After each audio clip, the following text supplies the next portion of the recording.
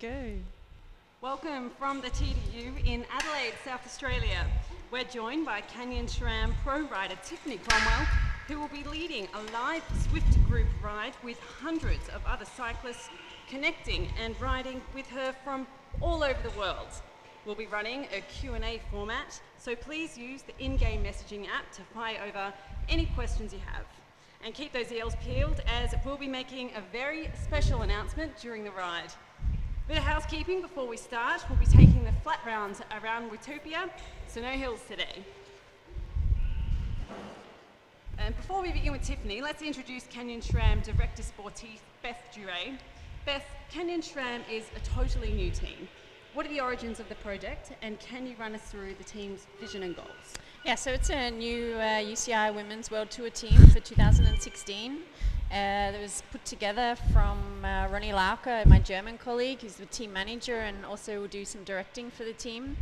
In 2015, when we were looking at not having a team to work for 2016, so Ronnie and I spoke together, and that we knew there were some strong partners in the cycling industry that wanted to get into women's cycling, and so that was the origins of the team. So we now have a team with some amazing partners. So Canyon, SRAM and Rafa are sort of the main brands, but we also have 21 partners who are involved at this stage in the team.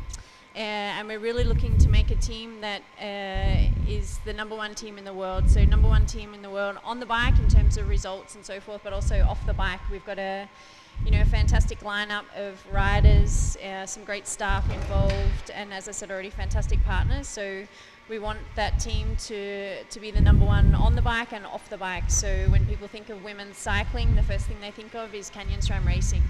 There's some very high-profile partners there. Can you run through how they are specifically involved in the project? Yeah, we have some amazing partners on board. We're really thrilled with all of the partners. We have the big partners, but even down to some of the smaller ones.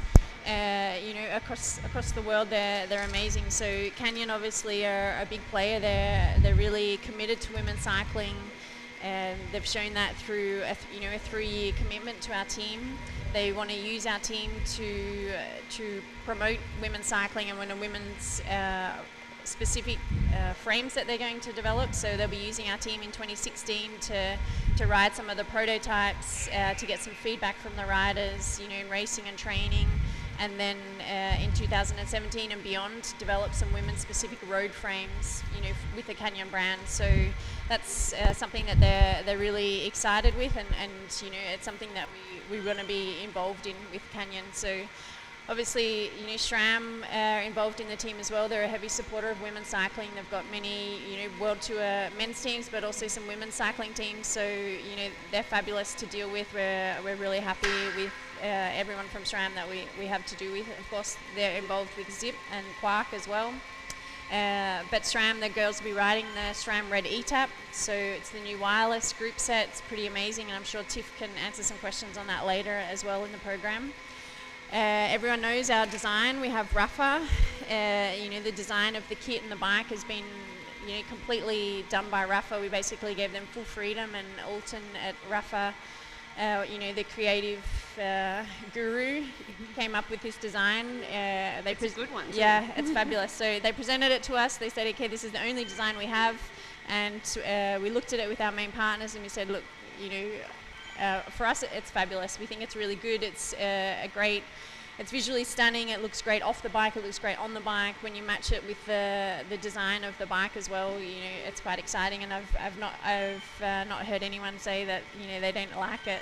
So always I a think good sign. Yeah, and people are really keen. From the women want to know when it's available in March. They're going to be releasing it for sale, but also I think there's lots of men that are actually quite keen to ride it. So it's exciting. Very nice. Yeah, I mean there are 3 main partners. We also have some fabulous other partners. We have Ergon Saddles, who are working with the girls to come up with a women's specific saddle. So they were already at our training camp in Mallorca getting feedback and using some pressure mapping and testing saddles and so forth. So we know that's an area for all cyclists, but women specifically as well. So we're quite excited with that project and what will happen out of that. And yeah, I mean, I could go on and on about all of the other all of the other partners we've got involved. So Let's move to Yeah, it's people great. in the kit. Obviously, Tiffany has joined us today, but what else can you tell us about the cast that comprises the team, and who should we be following throughout the season? yeah, so we'll have 9 riders for 2016. So we have 5 national champions. We have some people like Lisa Brennauer, who won the 2014 individual time trial world championship. She was also 3rd last year. We have Trixie Warwick, a German national road champion. She's the only male or female cyclist to win 4 gold medals in the Team Time Trial World Championship. So she achieved that in Richmond. We have 5 riders who were part of the Team Time Trial winning team last year. Yeah, we have some fabulous riders. We have Tiff Cromwell, obviously from Australia, representing. We have Hannah Barnes, a young rider, British rider, who's quite exciting. She's just recovering from a broken ankle. So we'll be excited to see her to start racing later in the year. And we have a young American rider, Alexis Ryan. We're really pleased with her to come to the team. Already at training camp, we think that she's going to be an amazing fit. So we also have 2 Italian riders, Barbara Garaski and Elena Cecchini, who's the current road champion. And we have a Belarusian rider. So amongst that, An international cast. It's very international. It's very international, and they're some of the best riders in the world. So we're thrilled. What's the dynamic of the team? Are you a GC Grand Tour orientated team? The classics? You've got a good lead out? Yeah, Are you targeting one specific, I guess, type of cycling? I think we're a great mix of riders. So I think if you're someone who can time trial, which many of our riders are, we also have some riders who are specific to the one-day, especially the one-day classics races. And if you can perform in those races, then often you can perform in stage races. So we have riders who've won, many of the biggest stage races in the world, like in the previous years. So I think, we're an all-round team.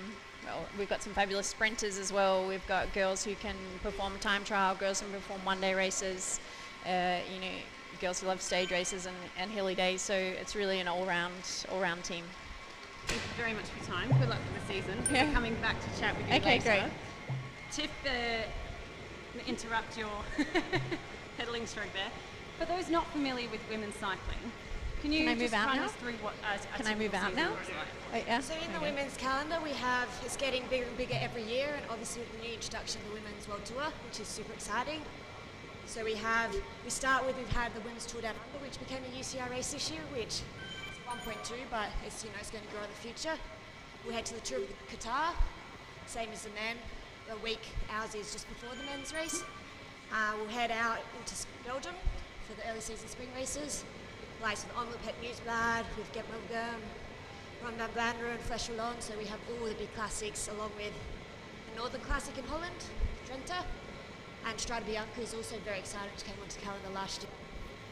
From there, there's a lot of smaller races too in and around Belgium and Holland in the springtime. We'll have the Tour of California. It's a 4-day stage race, I believe, or maybe 3 still. And again, running parallel with the men's Tour of California, along with the individual time trial. Invitational time trial, sorry. And then with the Philadelphia International Classic, which is, that race has been, for years, an amazing race, incredible atmosphere, being big in the past, and it's getting its growth back again. Now the Giro d'Italia, Thuringen Rundfahrt in Germany, the list goes on. It's It's a a long start. season. Yeah, exactly. We got, right the way through until more races in Holland and Spain and all over. You mentioned Philadelphia. In your opinion, what are the key races, I guess ones that link up with the men's calendar and also women's only? Yeah, so obviously as I was going through them a little bit just before, a lot of the major Belgium classics now are getting women's editions. For years there's been always Flèche Wallonne and Flanders, but now we've seen the introduction of Gent Wevelgem, which before was only a UCI 1.2 race, which was a low categorised race. Now it's in the World Tour, which is really, really exciting. And again, we saw Strade Bianca come in last year, which for me, you watch that race, you just dream to race it. And to be able to do it, like the men, it's very, very exciting. And then with Tour of California coming in, SRAM is obviously a major sponsor of that race. Just shows their continued involvement to help promote women's cycling, to grow women's cycling in parallel with, big men's major races. Then we have the Giro d'Italia, the women's edition, which is in July, unlike the men, which is in May. That's the key event, isn't it? That's our version of a Grand Tour. We have 10 days, 10 stages. We go in the mountains sometimes. We cover a lot of Italy, so... You've won a stage there before. I have. Is that one of your hardest days on the bike? Yeah, it was. It was an unexpected win, but it was a beautiful win, 100k solo, and you dream to win stages of Giro d'Italia, and that was really, really nice. And then, of course, we can't forget we have La Course by the Tour de France now, on Paris, on the Champs-Élysées, same finishing circuit as the men. Hopefully we'll see that grow into something massive, hopefully it will resurrect the Women's Tour de France, because ultimately, we would love to race the Women's Tour de France. So. At the same time as the men? Yeah. And then you have Tour of Britain is another big one that's come up the last couple of years.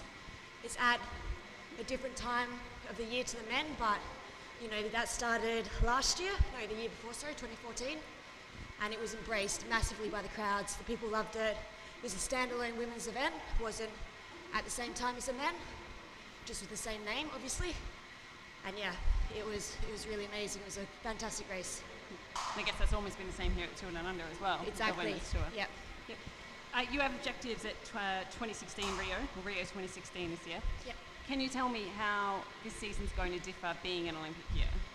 Yeah, so this season it's a tricky one to get right because obviously, as you said, it's an Olympic year, but double that you have the World Championships, which has been moved 2 weeks later because they're in Qatar and it's going to be so hot, so it makes a very, very long season. For me, the big goal is Rio, so it's about first you need to be good early to try to get selection for your national because selections go through right up until June. Then you need to have a chance to have a break to be able to build up to then perform at the Olympics. So, and then again for the World Championships. So ultimately you can have 3 peaks throughout the season, and trying to balance that is incredibly hard. But that's why we have fantastic coaches, fantastic staff. We have a lot of people looking at our numbers and our training to try and balance it, the racing, the training, the recovery, to be able to achieve all these goals. So. How do you marry that with team objectives, and what are your team objectives this season? The beauty with our team, the Canyon SRAM Racing team, is we have such a great group of girls that really respect each other as riders. We don't have a sole leader within the team, so it means we all want to see each other succeed, and that's what this team is about. It's about opportunities, and we'll all have individual goals, we'll have various races we want to win, but we also all know we'll get our opportunities. So that's where we balance it, because you can have a team of superstars, but it doesn't make a great team. You have to have that good team foundations, and that's what we have within our team. And majority of us will be wanting to make our Olympic teams for our various nations. Some will also obviously have big ideas for the classics, but ultimately, as a team, we want to win bike races. That's the biggest goal within our team. And how do you fit within that? And what type of rider are you, and what are your main objectives for the season? So I'm a little bit of an all-round rider these days. So my favourite races and my biggest goals come early in the season with the spring classics. I'm quite, I'd say, a tactical rider. I like the races where you have to be focused. There's always something going on. There's always a lot of thinking involved and working out. I need the tough races, the technical races. So some big goals for me. I'd like to start the season really strongly again. I'd like to win the Olympic Newsblad again. I won it in 2013, so it'd be really nice to start this season, on a high. But Strada Bianca is the goal. That's the race I look at, and I'm like, I want to win that bike race. So some of those, and I look at Flanders and Flesh to a lesser extent. We have some girls who can be really good on that course. So those are my early season goals. And then after that, we sort of do a bit of a reassess, because then the ultimate goal is the Olympics. And so I'm that style of rider. I can be good as an opportunist rider on the right day, good hard race, but then I can also play the team role, as a lead out, as a super in the sprint. Can pull out a time trial every so often too. So I'd say I'm a bit of a jack of all trades, just trying to work out how to be the best at one of them. Yeah. It's fine art, you'll get there. Yeah. We've seen how competitive women's cycling is here in Adelaide. I think on one of the criteriums of the Santos Women's Tour, the average speed was 44k an hour. Who are your rivals? Do you have any particular women that you think you'll come up against in those events you've just listed? Yeah, I won't really say I have, those massive rivals. It's not like, there's certain one just in women's cycling, like a big one that's over the years has been obviously the Armstead-Voss rivalry. But I think you just look at all the top women now, like the likes of Anna van der Breggen, Pauline Ferrand-Perot, Lizzie Armstead, Emma Johansson.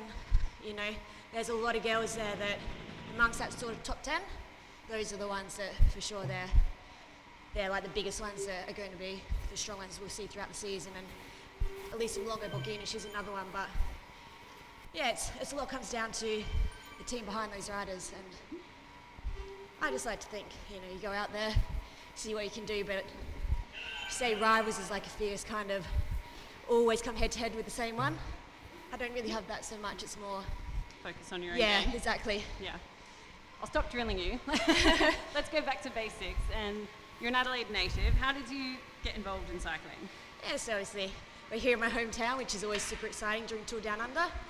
And I came through the State Sports Institute Talent ID program. So when I was about 13, I got picked up at school, doing some fitness tests, went out to the Adelaide Superdrome, got put on the boards, got given a bike, try ride around the velodrome with no brakes and not fall off.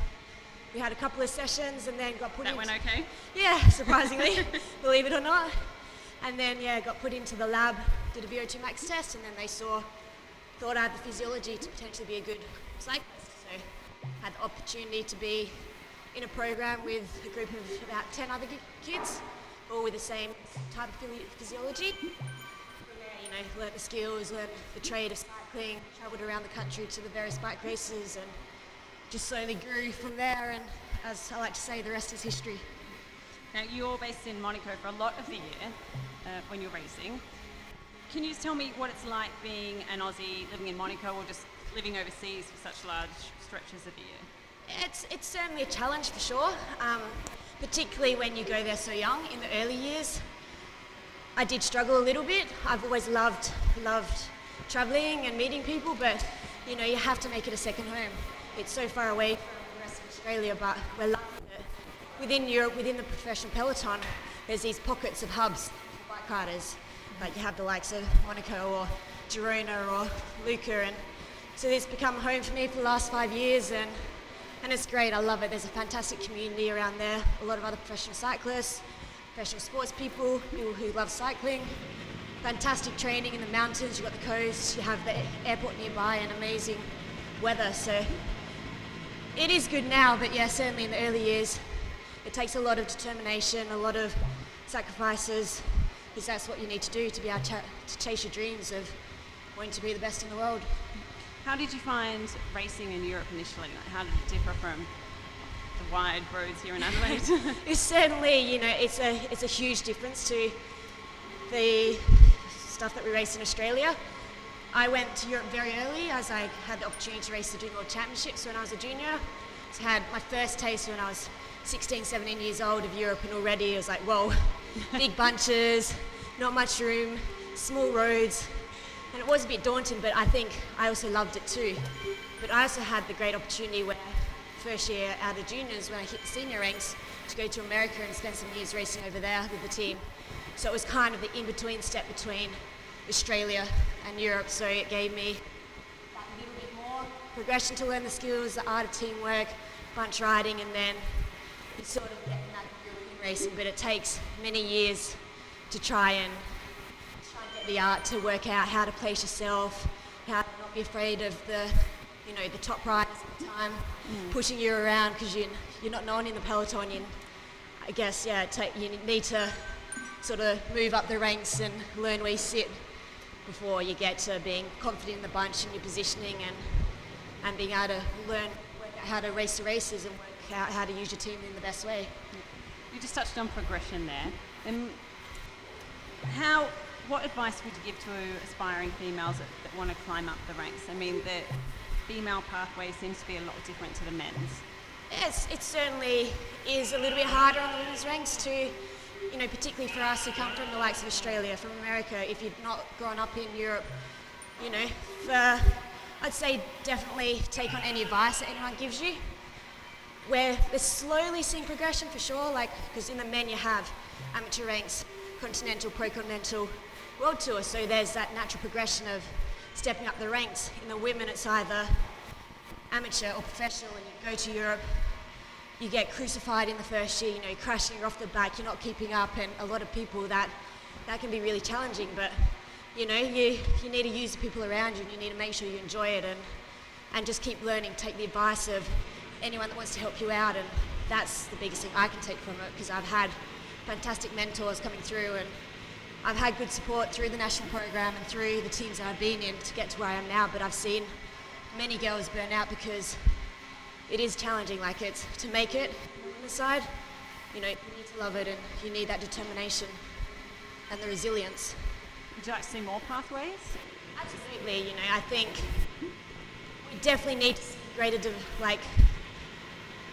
ways to be able to step through the ranks. You know, we're very spoiled in Australia of having a national program. It's been up and down over the years as to how much of a program that we have, but there's a lot of nations that don't have that. They don't have people to help them get to where they need to be, and you need that help around you. And I think we need to see, you know, U23 category, we need to see sort of a mid-rank between amateurs and professionals, like having like that pro-continental level, so you can race and learn how to race properly, as opposed to getting thrown into the deep end and racing the best in the world and then not succeeding because you get head cracked, or you know, you don't want to race your bike because every race it's a struggle. So I think we need a little bit more further progression for that, of creating pathways to make it easier for not be such a step from the junior ranks to the senior ranks.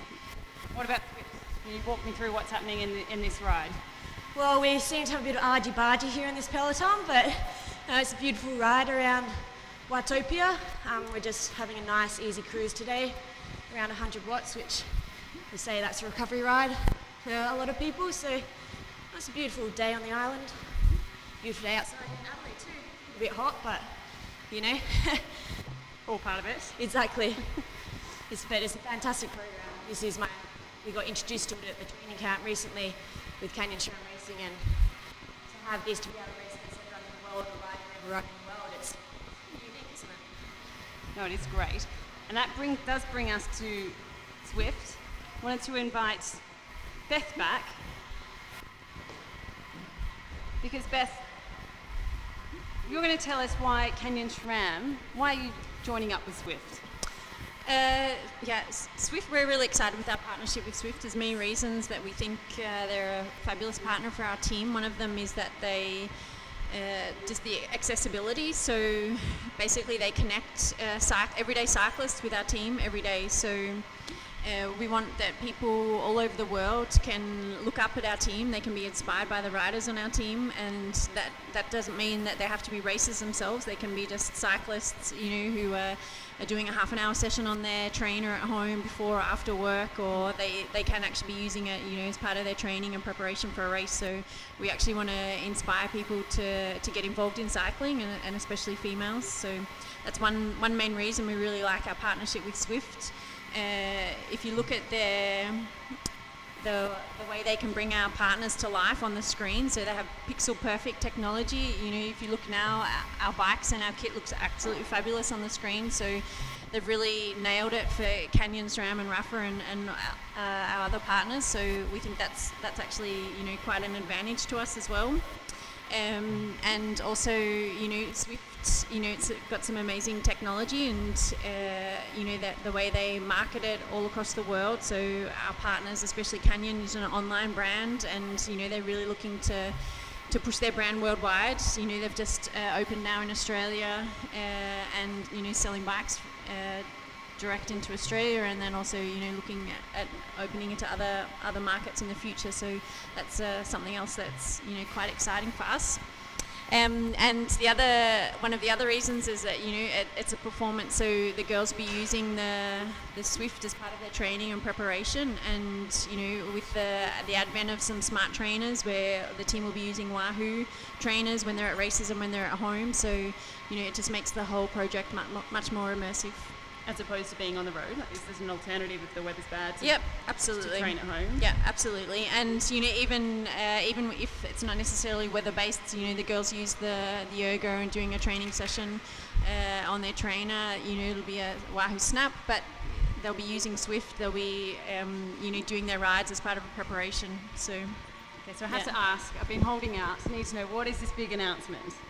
Well, we have two announcements really. The main one's coming second. So the first is that the girls will be leading some group rides throughout the year. So we'll make the rides.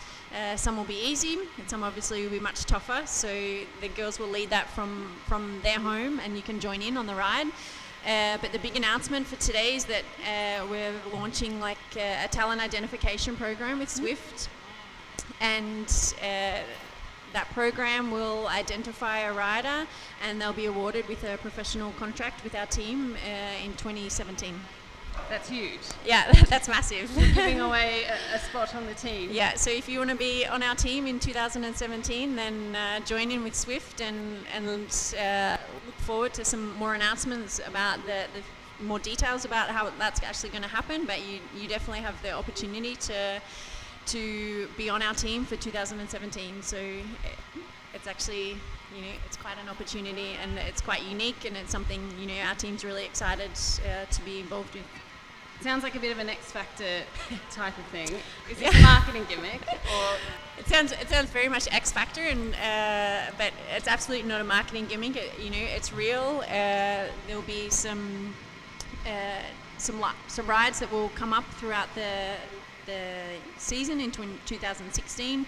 We will be going through a series of selection processes. There'll be group rides, there'll be specific training sessions, but anyone across the globe can join in on those, and we really think that for sure there's some raw talent out there, there's some rough diamonds, and we want to find them, and we want them on our team in 2017. So it's a challenge sometimes to try and find some talent for some of the women cyclists to come into the professional peloton. So we think this is a unique way. It's something that we want to be involved with. When we set up SRAM Racing, we always spoke about really challenging and looking for sort of modern and forward thinking and different innovations, and this is absolutely ideal platform with Zwift. Zwift does have a global base, tens of thousands of people from all around the world, and it is data driven. Is that something you'll look at in your selection? Is that how you'll refine? Yeah, absolutely. It's one of the huge advantages, we think, and it's something that's really unique and exciting about this talent identification program, that we have tens of thousands of users of Zwift, worldwide, that at every corner of the globe they can try out, and they can see if they have the talent for it.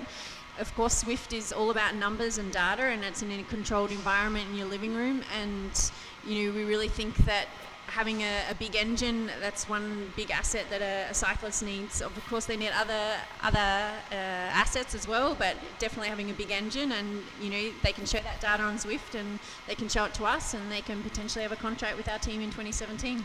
Huge announcement. It sounds so exciting. I do want to know more, so I'm going to ask Steve Beckett from Zwift to join us on stage. Some more questions for you there. And share how people can get involved in this, how they can essentially earn or win a professional contract. Good question. We're just figuring that out. We're going to put a call out probably in early February, so people can understand how to get involved. It's very likely that we'll start in March. And the first phase will just be really just profiling as larger base as possible by identifying riders and the talent that Beth's been talking about through a series of group rides. So I'll probably start with the kind of more gentle group rides to get everybody. Like today? Yeah, like today, exactly. That's a big group down there, isn't it? And you're right there, Tiff. Elbows out. and then we'll probably take things up a notch. And the great thing is, with everybody being able to upload their rides to Strava, it will really give the team access to look at a lot of the data in the base. It's very likely that we'll integrate workouts as well. Obviously, there's all different kinds of riders, whether you're a sprinter, a climber, a rouleur. So what we want to do is we want to make sure that we give a wider base a bigger possibility to demonstrate what type of rider they are. And from there, we'll go on a journey where we really just simmer down until there's a final 3, and it does get a bit X factor. But at that, just shortly before then, we're going to have to get the riders into the team environment, sort of towards the latter end of the season, because it's all well and good having a good engine, but there's a number of different other attributes that go with being a pro rider, whether it be a tactical nous, whether it be your ability to be a team player, and just an attitude as well, right? So, yeah, the announcement will be, I'd probably say mid-Feb. Is there a process of elimination if people want to sort of start preparing in some way now? All I'd say is just get training, get fit. Don't leave anything to chance. That, I can't believe that announcement. That is huge. So people need to start training and then log back on. Yeah, exactly. And if you ride with friends who aren't on Zwift, and this is going to it's going to sound a bit silly, but we want to make sure that we're tapping into like the grassroots system within cycling. So if you're a member of a club, this is a really good opportunity to get your kind of tendrils into Zwift. If there's any talent that you're aware of that isn't on Zwift, encourage them to join. I mean, it's a very accessible platform. It's not expensive, and this whole program is predicated on providing opportunity for riders who otherwise would have slipped through the net. So perhaps we were talking about pathways with Tiffany before. You're essentially creating another pathway for exactly. cyclists to get to the top. We let Brian Cookson know earlier and Tracy Gaudry, and they're aware of this, and we want it to come across really credible. They're acutely aware that women's cycling is growing, but amongst the professional ranks, it really is poor relative, and it certainly doesn't compare to women's tennis, women's triathlon, and women's athletics. And if you look at all of those sports, specifically triathlon, you will see that endurance athletes at the top end, women can be just as competitive as men. And I think the Kona Ironman is probably the best example. In 2013, the lady who won, so I think she had the fastest marathon time out of the whole field. So we really want to challenge convention amongst cyclists. It's a fairly traditional sport, and Canyon and SRAM were the perfect partners because they're disrupted by nature, and it's just this amazing happy coincidence that Eric, our CEO, has just been banging on for like 18 months now about this idea, and doing it in the men's ranks. And then we were talking with Ronnie Locke, the manager from Canyon SRAM, and he popped the question to us, so we were just like completely blown away. It's just sort of very serendipitous, I guess you'd say. So you'll be working very closely in conjunction with the team all season to... Exactly, yeah. And again, the great thing here is that we can do it from all over the world. Our headquarters is in LA, we've got an office in London, Rio, Tokyo. International cast here, GB, exactly. Japan. But everybody can come together on Watopia, everybody can upload their data, we can look at it and we can slice and dice it and play around with it, and hopefully we'll unearth a few rough diamonds. Well, it sounds great. Tiffany, you've got to be in full support of finding a teammate through this mechanism. Definitely, it's when I read the announcement, heard about it, when the team told me about it in Zwift, it's a fantastic initiative, to have such incredible opportunity, because coming through, maybe you don't have the right contact, you don't know the right person, you don't have a sports institute behind you to have those pathways, the doors to help get them open, and to have this opportunity on a worldwide platform. Particularly talk about maybe smaller nations like in South America, in Asia, where cycling is in their blood, but you just don't know there's some incredible riders out there, and to have this opportunity, like if I had it coming through, it'd be, I would have jumped on here straight away, because that's what everyone wants. They can race around in their local club, and somewhat more. They want to be the best, they want to be able to compete at the highest level, and to have this opportunity, it's never been done before. Steve, it is a long-term plan? We're just really dipping our toes in the water, I think what we've got to do is make sure that we nail this program this year, because if it doesn't work, we're going to look a bit silly. So, let's not look too far ahead. The first X Factor did, so Sorry? it worked. Yeah. Kelly Clarkson's still doing well.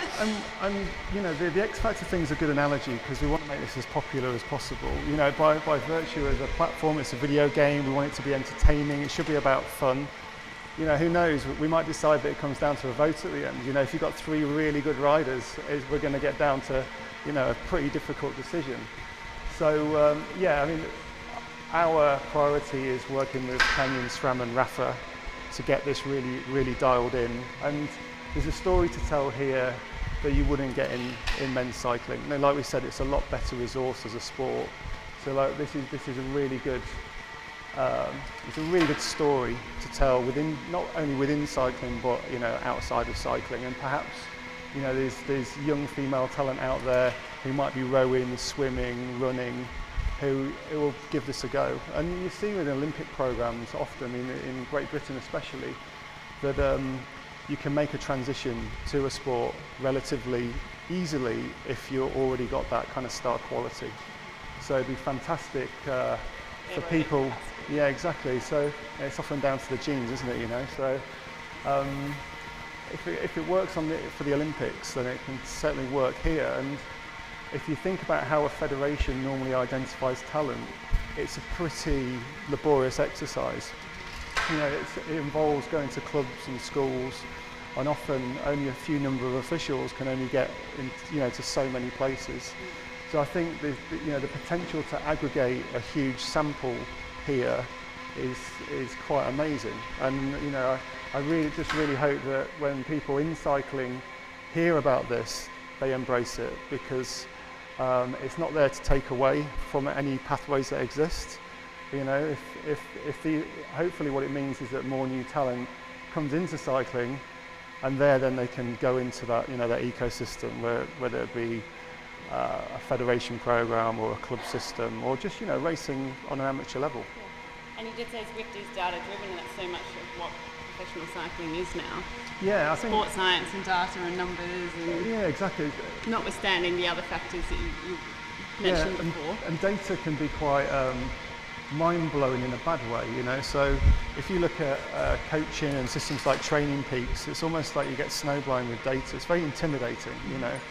But you know, with the advent of power meters and then coming down in price, and our ability to calculate power in sort of more virtual terms based on a rider's height and weight, what we can do is almost like democratize power, not make it intimidating. And I think, you know, when you look at Zwift, you're more likely to look at your RPM, your heart rate and your watts rather than average speed. Mm-hmm. So a lot of people are coming on this journey from joining Zwift around power. And the great thing about Zwift is it's such a controlled environment that people can understand how they're improving. And you know, with our, you know, workout mode, for instance, how to improve aspects that they particularly want to improve on, for instance. Mm-hmm. So the bottom line: stay on Zwift, log on to Zwift, train hard, and you could be a professional cyclist. Yeah, you might need a bit of time off work next year, or get ready for a career change. Well, that's amazing. Congratulations on such an exciting project. We look forward to seeing Tiffany's new teammate. Brilliant. A unique pathway in 2017.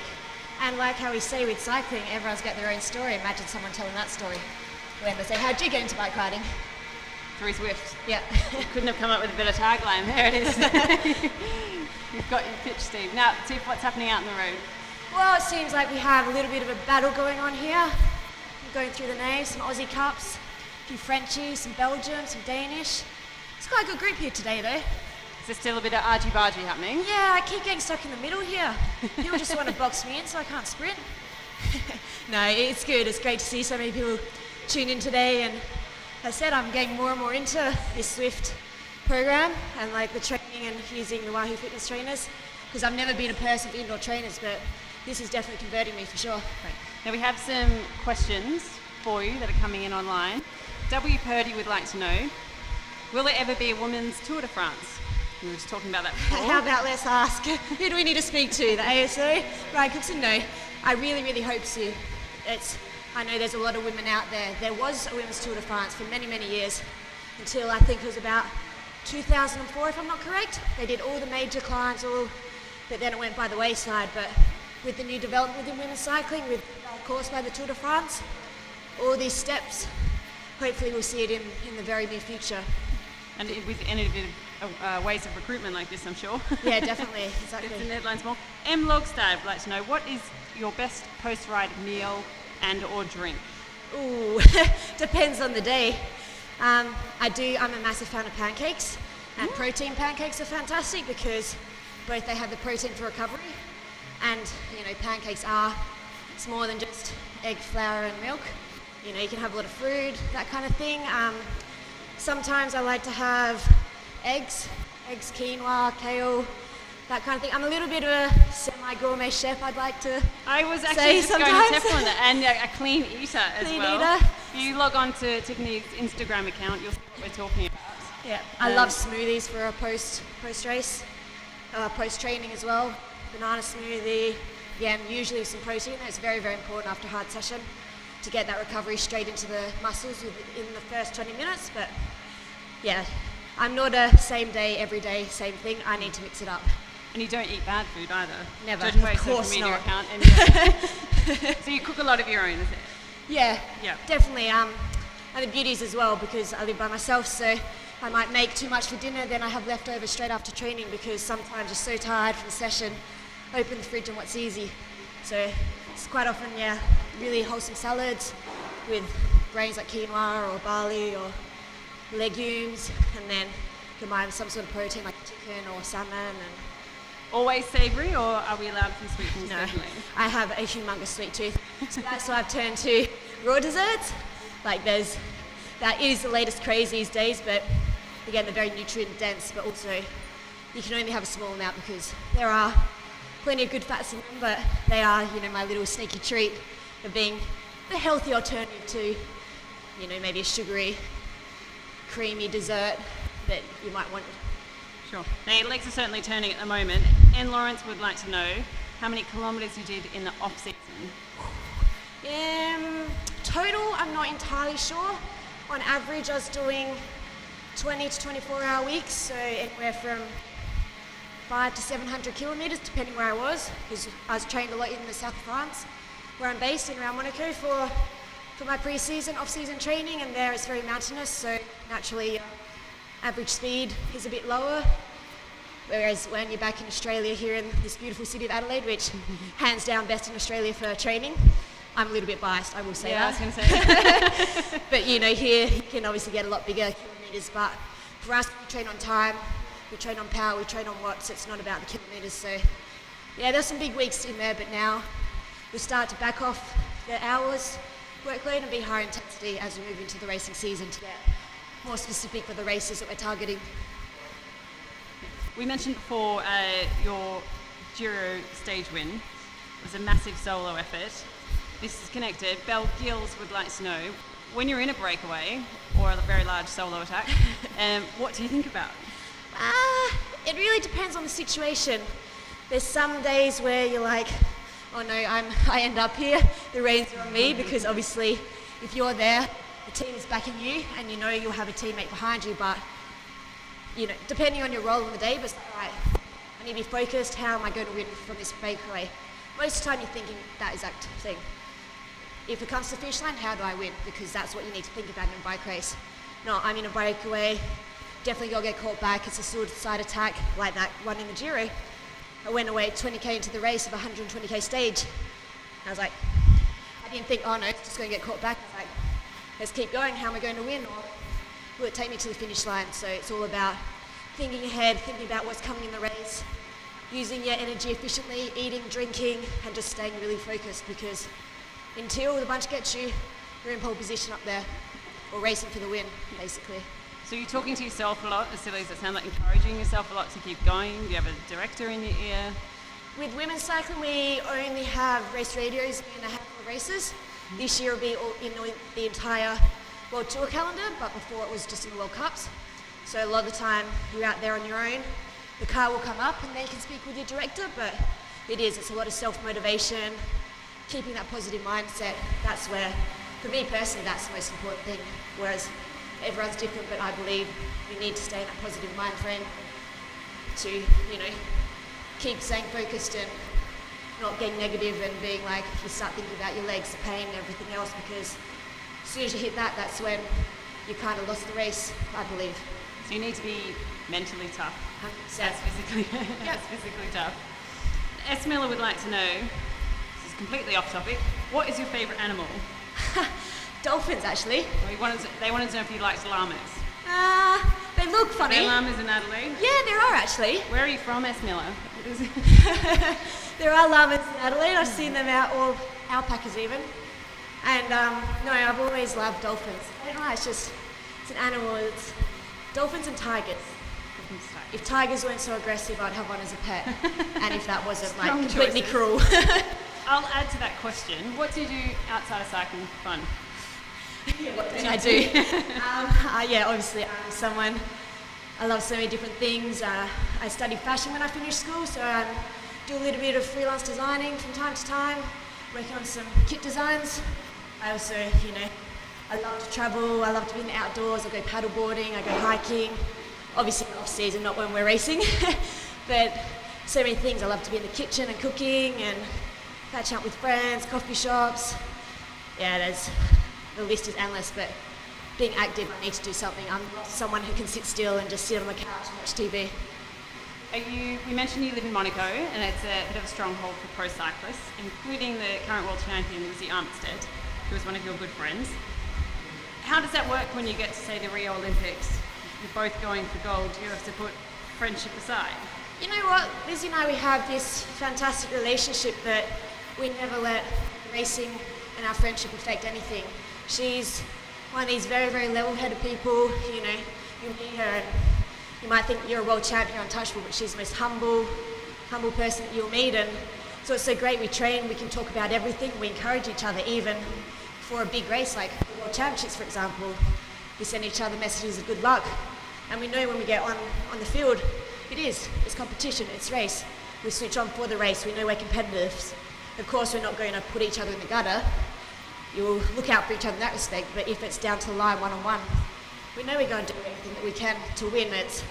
And then we finish the race, there's never anything, no grudges. It's a nice relationship to be able to have that so strong, to be able to say, yep, we can get out there, train together, laugh together, and then also race and love to see each other be successful as well, and without being jealous or letting it affect friendship versus what bike racing is, competition and trying to be the best. Jay Kelly is asking who's your biggest rival in 2016. Touched on that before. At the Rio Olympics, focus on that. Would Armstead be your biggest rival? Lizzie's obviously, she is going to be a hot favourite, but it is also, it's a very challenging course. So there are a few others who will be right up there, like Anna van der Breggen. It suits down to the ground. Megan Barnier, she'll be really, really strong on that course. Again, Pauline Ferrand-Prévot, depending on what she does with the mountain biking, because she's obviously trying to go for that as well. There's a number of girls that will be very, very strong on that course, because it's an extremely selective course. We have, in the final lap, the climb up to Vista Tunisia. It's 4K of almost similar kind of feeling as riding up the Mur de Huy. So think Mur de Huy 4 times over in one climb, and then you keep climbing over the top before you descend to the finish. So it's going to be an extremely hard race, and yeah, there's a few girls who they're the biggest rivals for sure. Come back to Watopia for a minute. Are you happy with your numbers here? What's I happening? I am. After racing 4 days with the Santos Tour here in Adelaide, I'm quite happy to have a slightly easier day. We are certainly enjoying it, because if we were going a bit harder, I probably wouldn't be able to talk. So, I'm happy everyone's satisfied to just take it easy on me and not go too hard. And this is going into night time now as well, isn't it? It is. I was just looking at that. Yeah, outside here. Are you winding down? Are you still going? Exactly. High average speed there. How was the Santos Women's Tour? It was a great With race. the new team in the new colours? Well, unfortunately, the SRAM Racing team couldn't get out here for the race because it is just a little bit too far. Hopefully we'll see them here in the future as the race keeps growing, but when we go back to talking about routes and coming through, I had the opportunity to go back to the South Australian Sports Institute and race with them during the race. So that's obviously my routes when I came through. And I had a few sort of newer girls to the sport on my team, and then young Jess Mundy, who's definitely a rising talent. And so it was nice to be able to give back to the sport in a way and race with them. And then the race itself was very hard. It was quite competitive with like some Orica AIS and the fully stacked team, Wiggle Honda, the new Cyclants team from the USA, and products. And there was some good UCI teams out here compared. Also racing with many of our top Australian riders and NRS riders, National Road Series riders that are, definitely looking to develop to get onto the professional ranks. So it was really exciting. Some great crowds. Obviously, the city street circuit down around the east end of Adelaide, huge crowds. It's just such a buzz. Like when you're growing up here, for me, the Tour Down Under was the first race I ever saw in any cycling when I first started in 2002. So I have a lot of good memories, and these roads are like my foundations. So it's special to be able to race in front of friends, family, and have such a fantastic race. Another question for you. Belle would like to know, thank you for the second question, any fear while you're on fast descents? And to put fast descents into context, the men went in excess of 100k an hour down to their final stage 3 today. Because I know that must have been down Montacute or down Gorge, but I'm a little bit crazy, some people say. I love descents, I love speed, I love adrenaline.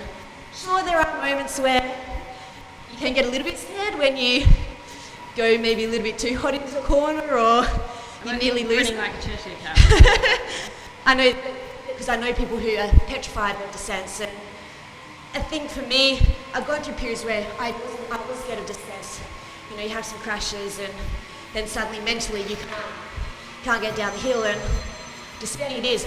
We talked a little bit earlier about the mental approach to cycling and how it's very much physical and mental. Descending is a lot of that, because you need confidence in your equipment, confidence in your skills and your handling, and also not thinking about fear, not thinking about what could go wrong, because the more you think on a descent, that's when things usually do go wrong. You need to be so focused and look ahead, look where you're going, not short term, but looking far and to go around the corners. And as I said, I'm a little bit addicted to speed, and I love that rush, so I haven't yet hit 100k, and I really want to. I got 95 or 96 an hour last year coming down Checkers Hill Road in the Santos Tour Down Under, so still need to crack that magic 100. Is it a learned skill? Is it something you can learn? Definitely. Not loving to go that fast, but learning how to descend. Absolutely. Like, there are a lot of skills within descending, and it's that whole, you can be told a lot, but you also need to learn to think with your head too. But as I said briefly before, like, you need to look far ahead around the corner. You don't look at the manhole in the middle of the corner, because generally where you're looking is where you go. So if you look short, or if you're going down descent in a race, someone crashes in front of you, you look at the crash, you'll probably go into it. Like, if you look at how motorcyclists race, they look so far ahead because they go at such speeds, and you can learn a lot from something like motorcycling, like MotoGP, superbikes, with the way that they handle their bikes through the corners, with how we can handle our bikes on descents. And it's about weight distribution as well, keeping heavy on the outside foot and on the inside arm and the handlebars. And the other thing is, go riding with people who know what they're doing, get them to slow it down and learn their lines, because lines in a descent is also very important. You need to make big apexes through the corners, and the braking, braking early and not too late or in the middle of the corner. So we could go on and on and on about it, but for sure, if you want to get better in your descending, slow it down, learn the basics, learn the skills, and then that, once you know the foundations, you can get faster, and then you get that feeling of speed. It's pretty exciting. Swift users have got some technical questions coming in. They're really great, actually. Fabio and Marty would like to know, what's the secret of being a good time trialist? Time on the bike, for sure. I've learned that because I've gone through periods where I've been a good time trialist and also not so good time trialist. This year we have the Canyon Speed Max SLX, and it's a super fast bike, but with time trialing there's a few things to it. You need to do specific time trial training. It's really about spending time on the bike in the position, learning to be able to push the power in the time trial position, because it's very different to road cycling. You need to do sort of longer efforts as opposed to short punchy efforts you might be doing for the classic style of training. You obviously need to learn to ride in the wind, because you can't follow people in a time trial. Yeah, there's I'm still learning myself, to be honest, because we're always developing the time trial. I wouldn't say I'm a time trial expert, but I am certainly learning a lot more about it.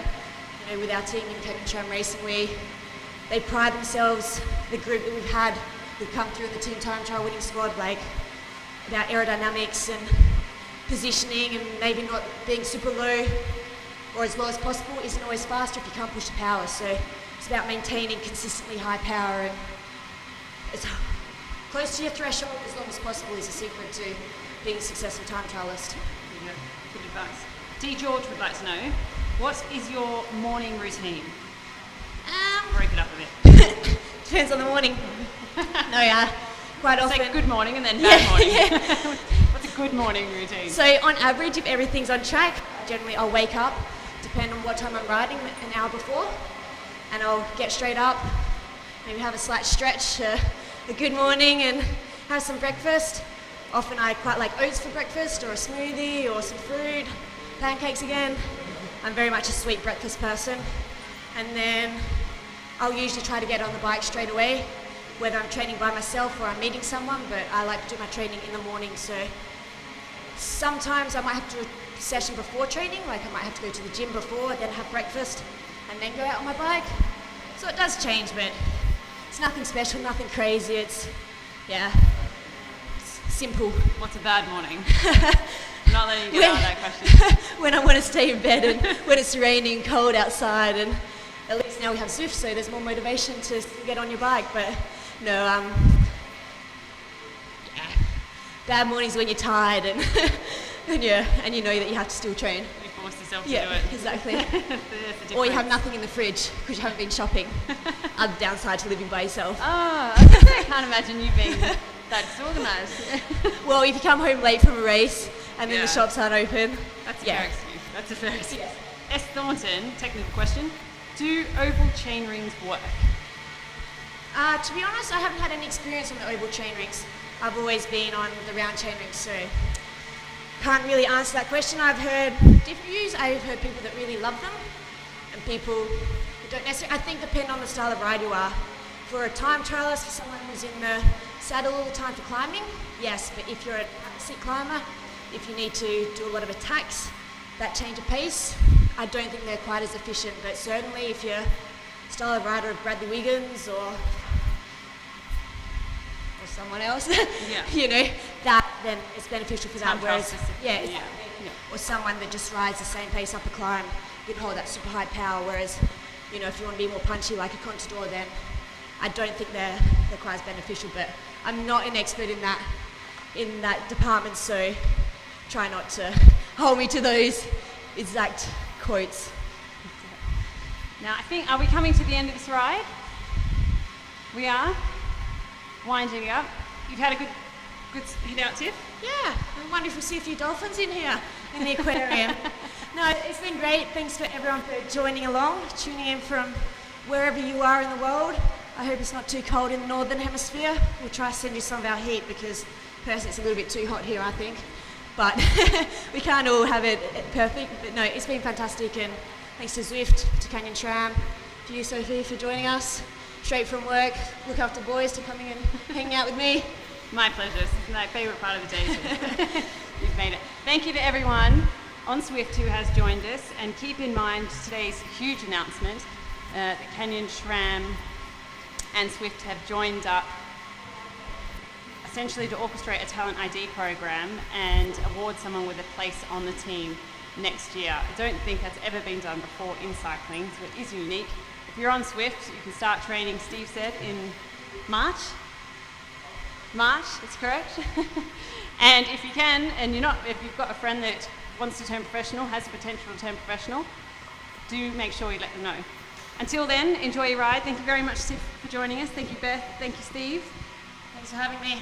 Have a good day, good evening, See you next time on Watopia or somewhere else around the world.